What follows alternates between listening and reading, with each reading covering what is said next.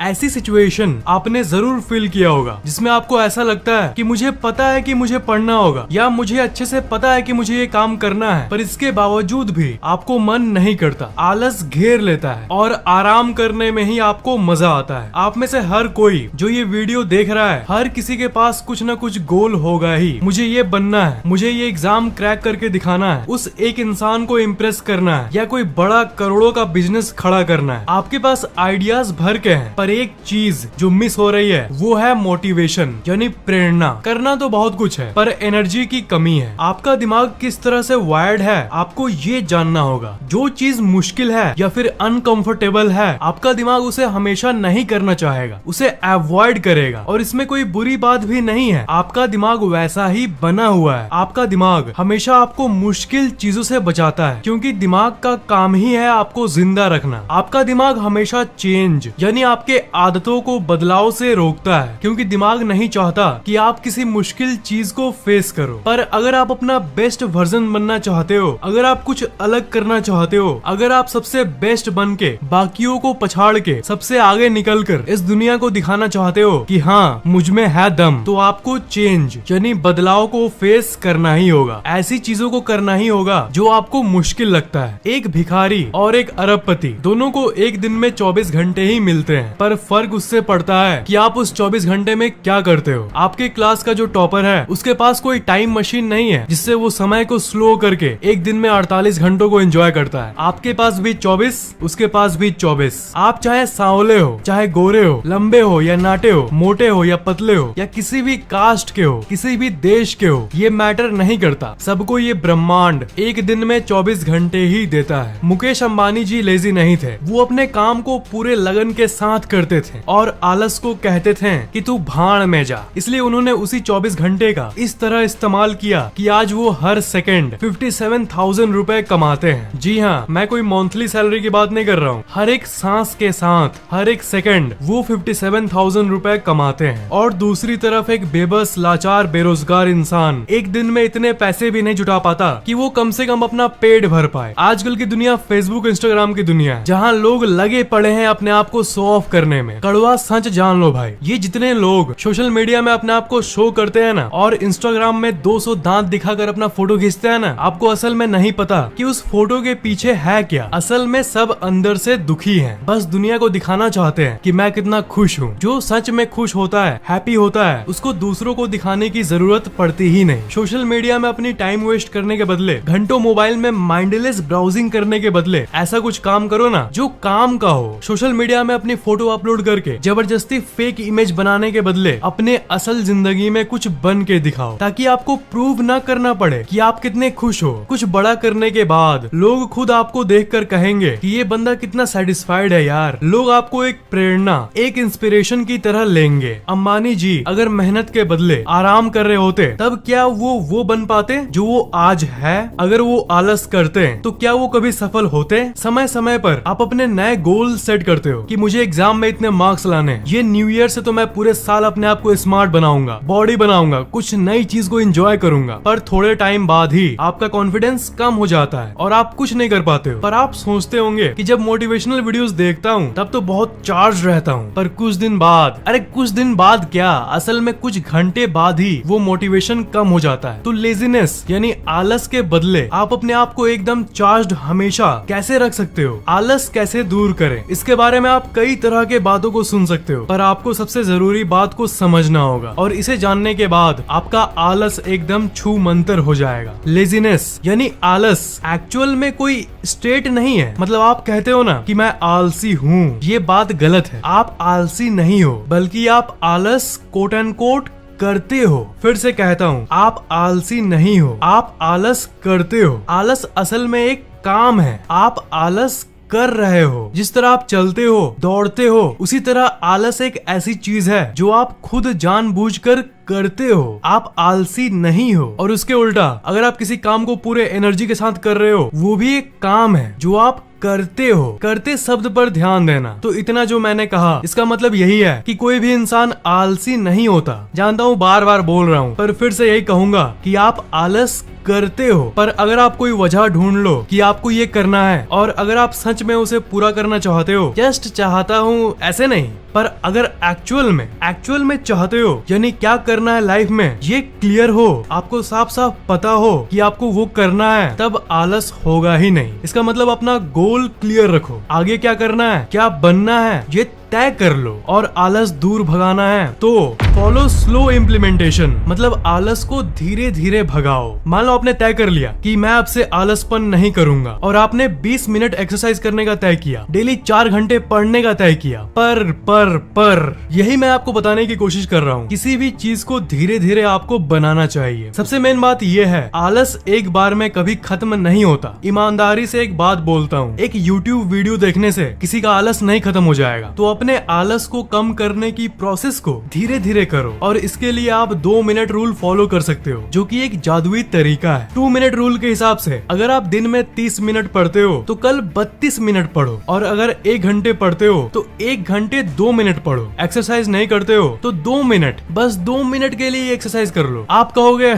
इससे क्या हो जाएगा, यही तो दिमाग आपको फंसा रहा है और आपको ये करने से रोक रहा है। बात ये है कि अगर आप अचानक से कुछ बड़ा करोगे ना, जैसे 4 घंटे पढ़ूंगा, रोज 30 मिनट कसरत करूंगा, और कल से करने लग जाओगे ना, तो आप ज्यादा दिन तक नहीं कर पाओगे, फिर वही बैक टू नॉर्मल हो जाएगा। पर आलसी से आलसी इंसान 2 मिनट के लिए तो आराम से किसी भी चीज को कर लेगा। अगर आप 1 घंटे पढ़ते हो तो 1 घंटे 2 मिनट पढ़ा करो। तो 1 घंटे 2 मिनट पढ़ना है, ये कोई बड़ी बात नहीं लग रही होगी आपको, क्योंकि इट्स जस्ट 2 मिनट्स। 2 मिनट थोड़ी स्ट्रेचिंग कर लो। 10-15 मिनट मेडिटेशन नहीं कर पाते तो 2 मिनट मेडिटेशन कर लो। कल से लेकर कुछ दिनों तक अगर आप 2 मिनट ज्यादा पढ़ोगे तो फिर परसों और 2 मिनट ज्यादा, यानी 4 मिनट ज्यादा पढ़ो, और उसके बाद और 2 मिनट यानी 6 मिनट ज्यादा पढ़ो। 30 दिन यानी 1 महीने बाद आप ये देखोगे कि आप 30x2 यानी 1 घंटे ज्यादा पढ़ रहे हो। जहाँ आप एक्सरसाइज नहीं करते थे उसके जगह आप अच्छी खासी एक्सरसाइज कर रहे होंगे। मतलब ये 2 मिनट का बढ़ाओ धीरे धीरे आपका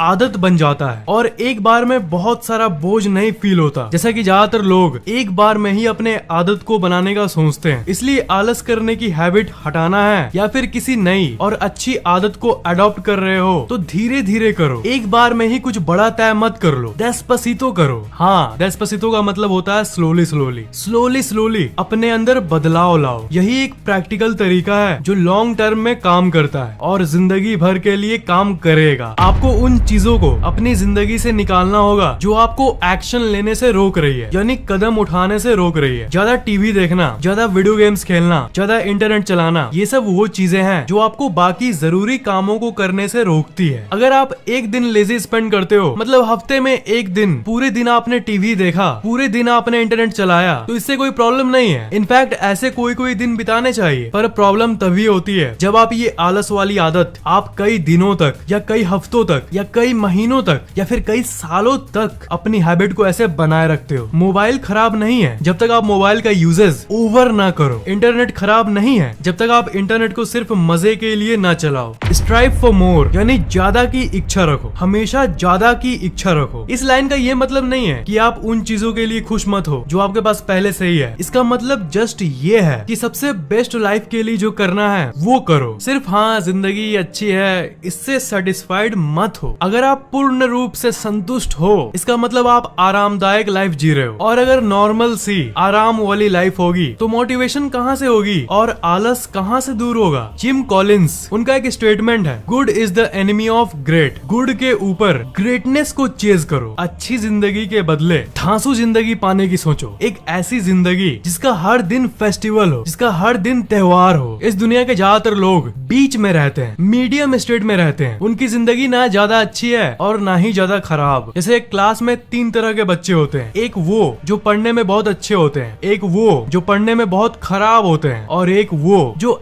एवरेज होते हैं, ना ज्यादा अच्छे और ना ही ज्यादा खराब। अगर मैं आपसे पूछूं कि उनमें से सबसे अनलकी, सबसे बदकिस्मत कौन सा ग्रुप है, तो आप कहोगे वो ग्रुप जो पढ़ने में खराब है। पर एक्चुअल में सबसे अनलकी बीच वाले हैं, क्योंकि जो टॉप करते हैं उन्हें तो अच्छे कॉलेज में एडमिशन मिल जाएगा, और जो बहुत खराब है, क्योंकि वो बहुत खराब है इसलिए वो जिंदगी में कुछ अलग करने की कोशिश करेंगे, कोई बिजनेस या फिर कुछ और। लेकिन जो बीच वाले हैं, ज्यादा चांस यही है कि वो लोग सामान्य जॉब करते रह जाएंगे। इसलिए स्केल में अपने आप को उधर रखो, नहीं तो इधर रखो, बीच में मत रखो, नहीं तो फिर नथिंग बन के रह जाओगे। Think about the beauty of your goal, मतलब अपने सफलता की कल्पना करो, विजुअलाइज करो। मैंने आपको ये कहा था कि आप क्या करना चाहते हो जिंदगी में, ये आपको किसी को बताना नहीं चाहिए, पर अपने दिमाग में तो उसके बारे में सोच सकते हो। किसी को बताओ मत, पर अपने अंदर सोचते रहो। इसलिए ये सोचो कि अगर आप आलस नहीं करोगे और उसके चलते जो आपकी आगे की जिंदगी बनेगी वो कितनी कमाल की होगी, कितना ग्रैंड होगा। अपनी पूरी फैमिली में आपका नाम होगा, स्कूल या कॉलेज में आपके चर्चे होंगे। कुछ बन के दिखाओ, उसके बाद जो आप चाहते हो वो आपके पीछे पीछे दौड़ी चली आएगी। पर ये सब पाने के लिए आपको एक चीज त्यागना होगा, और वो है हमारा प्यारा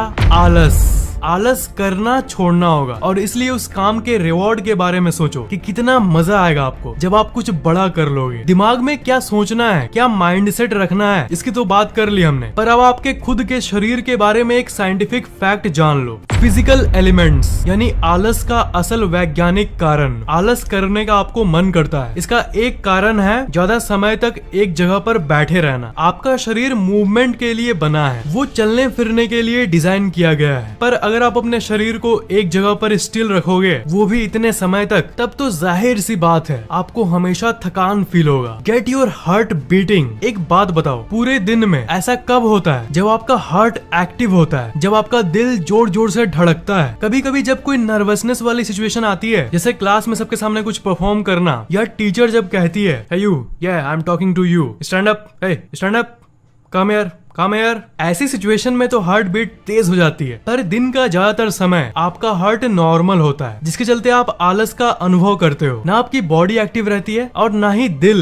यानी हार्ट ठीक से ब्लड सर्कुलेशन करता है। इसलिए एक्सरसाइज करो, वजन उठाओ, दौड़ो या ऐसी कोई भी काम करो जो आपके हार्ट रेट को थोड़े देर के लिए बढ़ाता है। उससे होता ये है कि आपका हार्ट ज्यादा एक्टिव हो जाता है और आपके पूरे शरीर में सर्कुलेशन सही होता है, सही से ब्लड पंप होता है, मतलब रक्त संचार बहुत तेजी से होता है, जिसके चलते आपको जो थकान और आलस करने का मन करता है ना, वो भी पूरी तरह से चला जाएगा। इसके साथ साथ एक और बोनस पॉइंट मैं आपको बता दूं कि पानी की कमी के वजह से भी कमजोरी फील होती है। आपको लग रहा होगा कि पानी तो मैं ठीक ठाक पी लेता हूँ, थोड़ी ना मुझे प्यास लगा रहता है। यही तो फैक्ट है। बहुत लोगों को पता ही नहीं होता कि असल में उनके शरीर में पानी की कमी है। ठीक से पानी पियोगे तो मेटाबॉलिज्म बढ़ेगा और शरीर में रक्त संचार, पानी का संचार और बाकी जरूरी एलिमेंट्स का संचार अच्छे से हो पाएगा। इंपॉर्टेंट थिंग्स अबाउट लाइफ यानी जिंदगी की बातें। लाइफ से ज्यादा जोर से ठोकर और कोई चीज आपको नहीं मार सकती, पर उससे मतलब नहीं कि जिंदगी आपको कितनी जोर से ठोकर मारे। मतलब उस बात से है कि आप उस तमाचे को खाने के बावजूद भी वापस उठ के चल पाते हो कि नहीं। ये कहा जाता है कि it's hard to beat a person who never gives up. मतलब आप कितने भी ठोकर खाओ, अगर आप वापस उठ के खड़े हो जाओगे तो लाइफ भी कहेगी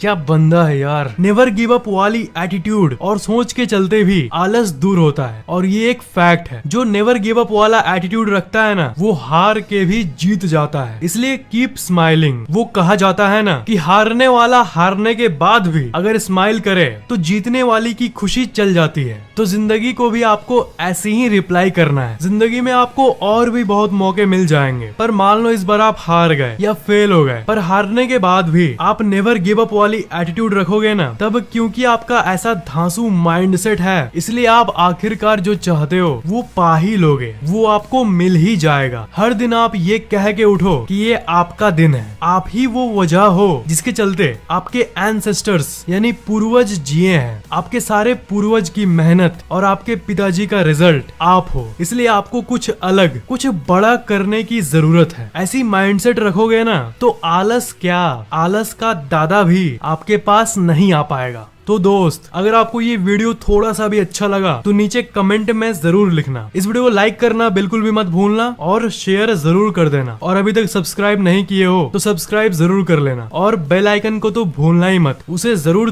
दबा देना ऐसे करके।